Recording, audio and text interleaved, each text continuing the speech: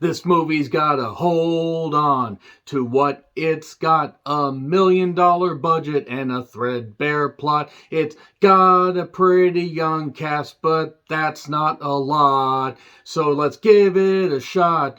Whoa, from the director of Truth or Dare. My fucking God, this movie didn't have a prayer. It's got John Bon Jovi as a teacher, but this movie, it didn't have a prayer. I'm John Rant with the retro review of Cry Wolf from 2005, from the director of Kick-Ass 2, Fantasy Island, and Truth or Dare. So yes, this movie truly didn't have a prayer, but it does prove that love is like bad medicine, but with Lindy Booth involved, how could you not love her? It's like bad medicine. That's enough of the John Bon Jovi references for now.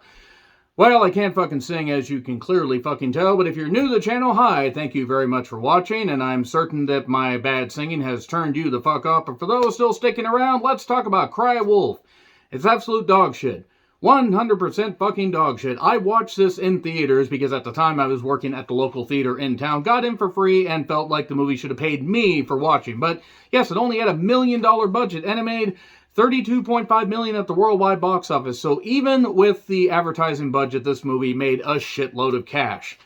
And it was also written by Bo Bauman. I don't even know how to pronounce that. He wrote something called Prey in 2007, not the Prey movie that came out on Netflix last year.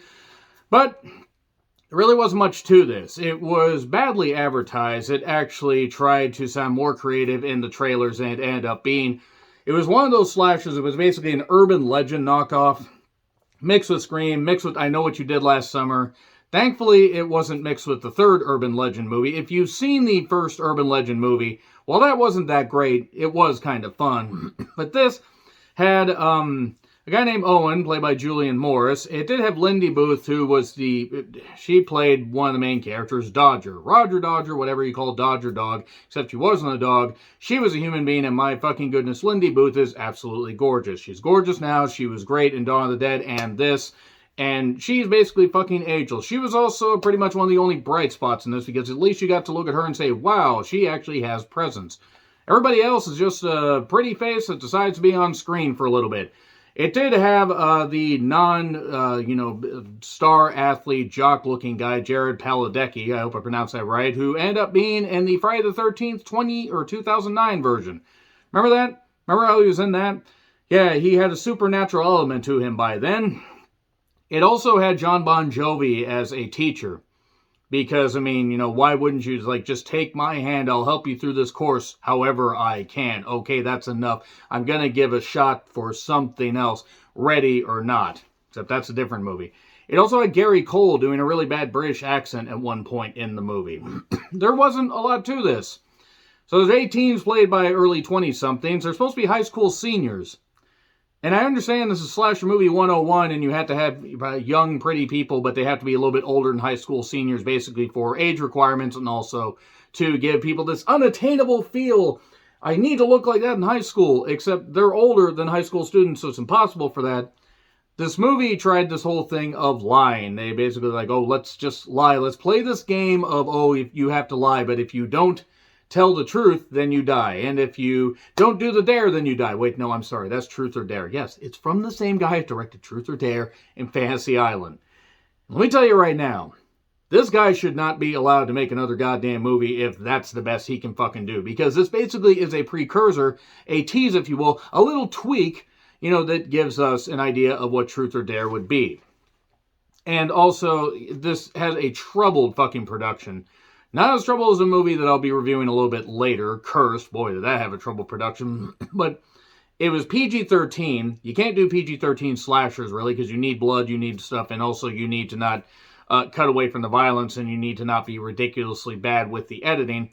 And then they did unrated versions. I've seen the unrated version. Here's the problem. The unrated version isn't any better than this. This is an incoherent, incomprehensible mess that tries to tie things up all at the end. And a lot of it doesn't end up making sense because it tries to go back in on itself so much it ends up going up its own goddamn ass so much it remembers what it had for breakfast and remembers what the person in front of it had for breakfast because it gets human centipede together with somebody else. No, don't ask me how that works. So, yeah, this really wasn't great. This really wasn't great at all. And there's this girl that ends up getting shot in the deep, dark woods. It's so goddamn dark, you would assume that this took place during an eclipse that lasted forever in a day that's never. And then we get to the daytime. I don't know if it was the camera, I don't know what it was, but I remember seeing this movie first and thinking, I don't think they used the right exposure for the daytime. It was like the daytime scenes were almost a dream sequence because they were way too bright. At one point, they just had the character Owen, and then they randomly shot a deer and said, shit, we need another character. Just focus on that deer. Deer's like, huh? And then the deer ran off and ran through a goddamn window and everything and said, haha, fuck you, I'm a deer, and did this thing like Adventure Time. That's the only Adventure Time thing that I know, by the way. And Lindy, Jesus Christ, she's fucking beautiful, that much I'll say. This is at a private school where everybody has a different backstory. At least a few people do, and everybody else you just have to assume they have a backstory. So, yeah, boarding school full of pretty people. A lot of pretty people in the school uniforms and everything and stuff like that. It's basically a college, but it's supposed to be high school seniors, except it's not. It's stupid. Why didn't you just make this a college? We would have believed it just the same. So anyway, everybody suddenly decides a few minutes in to play a game of, no, truth or dare. Wait, no, I'm sorry, cry wolf. One wolf and the rest are sheep. Who's the liar? Figure out the liar. Everybody's got to tell, Owen says. Owen has his own trouble backstory that we find out a little bit later. And this somehow was not as bad as Truth or Dare, which is saying something because nobody did the weird smile and that kind of stuff. It didn't do this. Ow. I remember doing that when I reviewed Truth or Dare. My face hurt for a while. But, so yeah, basically, who's the killer? Well, it turns out that they actually have to invent this whole thing about somebody being a killer. After it turns out that Owen actually can figure out the tells of people. Maybe he can't figure out the tell of somebody right in front of him. Obviously, he ends up developing feelings for Dodger. Again, Lindy Booth, how could you not? And we get a lot of homophobic jokes because 2005 wasn't as bad as Van Wilder. I remember Van Wilder having some humor that didn't age well even when it came out. And, no one has the mark. Who has the mark? Owen had the mark. Somebody had the goddamn mark. Oh, hi, Mark. A mark on the chest or whatever. It's the mark of the beast. This is on a woman to be the mark of the yeast. And I look forward to every single woman that is watching this review, all 5 of you, tuning out immediately. I have a predominantly male audience. I wonder why. So, they play pranks. It's basically about playing pranks on everybody. Like, how, with friends like this, you don't need enemies. You don't need seeing enemies. You don't need enemies. You don't need anybody. You just basically need people to play tricks on you.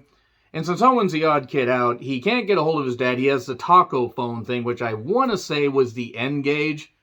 I think it was the N-Gage, actually. N-Gage, it was like a taco phone. You could play games on it and stuff like that, and it was ridiculous. Was it the N-Gage? Does anybody have an N-Gage? Anybody old enough to remember what the fucking N-Gage is? No, N-Gage is not referring to how Hulk Hogan engages the audience. And if you get it, you get it. That mid-2000s computer tech with the chat windows and all that stuff and everything. And careful who you talk to on chat. And Bo Peep 05 has entered the chat. Do you get it? Do you get it? Wolf, Wolf, do you get it? Do you get it? Because they haven't hit you over the head enough with it. John Bon Jovi is a teacher. He's come a bit of a way from being in the Vampires Los Muertos movie. John Bon Jovi's interesting because he's had a pretty damn solid music career.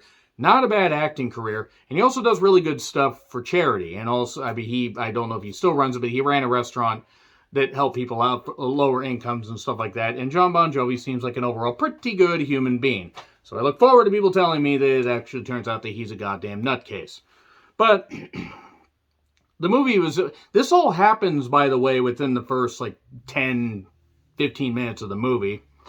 And then they decided, hey, we need to create a killer. We need to create a killer because we found out that this girl, Becky, oh my God, look, Becky, look at this girl. She is so dead. Wait, Becky's dead. Oh my God, this song cannot actually be referenced anymore because Sir Mix-a-Lot made one of the most annoying, infuriating songs ever, and I'm ashamed that he's from my fucking state because of that. So they decided to play the whole cry wolf game, and they decided to play it on the school, and they create this idea that, hey, somebody shot Becky in the face, And it was not Becky with the good hair, not Becky with the good face. She was mauled by wildlife. Let's create this thing and make it like a killer is reenacting stuff that happened at another campus. And everybody's just going to explode and it's going to be funny. This is the premise of the movie, by the way. People, young, pretty things playing a prank that turns out to actually not really go anywhere. The movie, again, goes back in on itself. To the library, they discuss what should the wolf do, Owen and Dodger.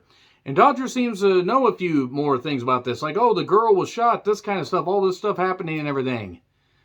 Did they ever reveal that she actually got shot? I mean, they revealed she got killed, but anyway, whatever. Let's just move on from that fact and talk about the fact that they come up with this, and they send out the email, and Walker ends up talking to Owen saying, well, I'm not going to say anything, but the victim's mother wasn't very happy. Don't worry, that's fine. And, by the way, before this, they discuss all the ways that people end up dying. And then people end up dying mysteriously those same ways. In the bathroom, castration, gutted in a church, whatever. It's all convenient. It's a little too convenient. Almost like somebody could be playing a trick on a trick. Who could be tricking who? Silly rabbit. Tricks are for streetwalkers. Moving on from that joke, which I'm sure will not infuriate anybody, let's talk about the fact that, well, this movie just continues to get worse and worse and worse and worse. And worse.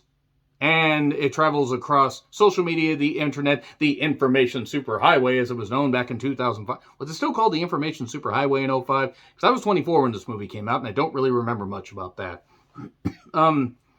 So the dad doesn't really want to talk to Owen at all. Gary Cole keeps hanging up on him, because apparently they didn't pay Gary Cole enough to be in more than like 4 scenes in this movie.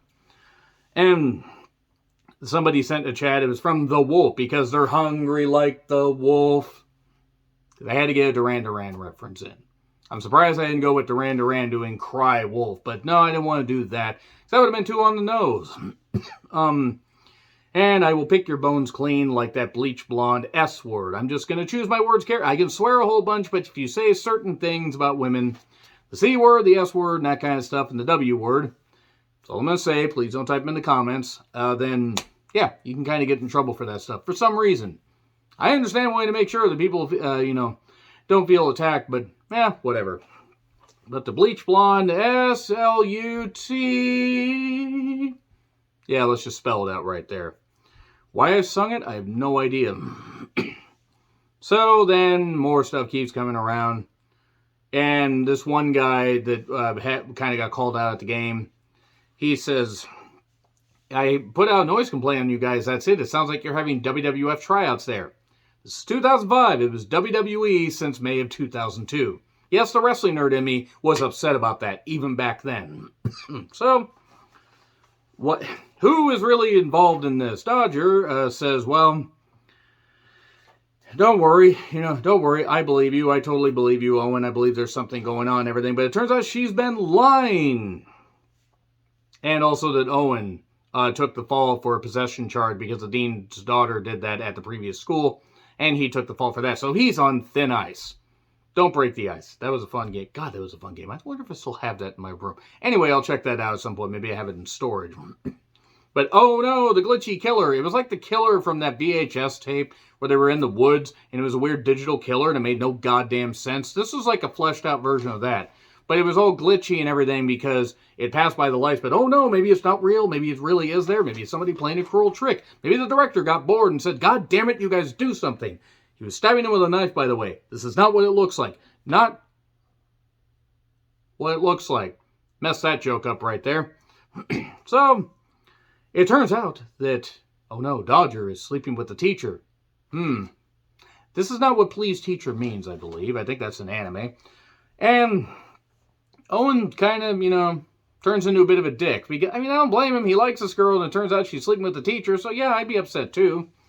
And he blows her off. There's this party going on here. What the hell's going on? They're going to party like it's 2005. Okay, that doesn't quite work as well as the Prince song. But, it turns out that they, that while he likes her, he's also upset. Which, I can't blame him necessarily. I'm not saying Owen's necessarily the perfect guy. But he's like, I'm not playing with you and your friends. So he doesn't go to the dance. He doesn't do the safety dance. He doesn't do the safety dance. Do. People dressed up like the killer. Why am I constantly doing weird songs? I don't know. Let's move on. Safety dance. And it turns out that people are suddenly back. Like, this one guy took this car away, and now he's back. The keys are on the tire. Because it's not like anybody can fucking steal that thing. You know, they're at a high school after all. They have a PT Cruiser, which whatever. I got a friend that's got a PT Cruiser. Awesome person, by the way. And it's a car to get you from point A to point B to point K where you get killed. Then I guess that's all right. So, when does a lie become the truth? Wolf asks on chat. Well, then it just turns out that, like, somebody was actually hunting Owen. Like, oh my God, it's Mercedes, but it was one of the friends there. And it was a little bendy knife and everything. And she almost got shot. It was a game that was being played. But no, we promised we didn't mean to hurt anybody. And then it turns out that the Halloween dance was on the day before Halloween. Because apparently Owen didn't know this because nobody possesses a goddamn calendar in 2005. And that old school phone technology with the punch-in buttons where you got to punch the letters to text. Let me tell you right now, you guys better be thankful you got your goddamn touch screens because, you know, you kids get off my lawn. Because when you had to do that stuff and type out every goddamn word and text somebody, that was when it was better to just call somebody. Texting and sexting was really goddamn hard to do, so I've heard, on the second part. So they want to finish the game. I have to finish this.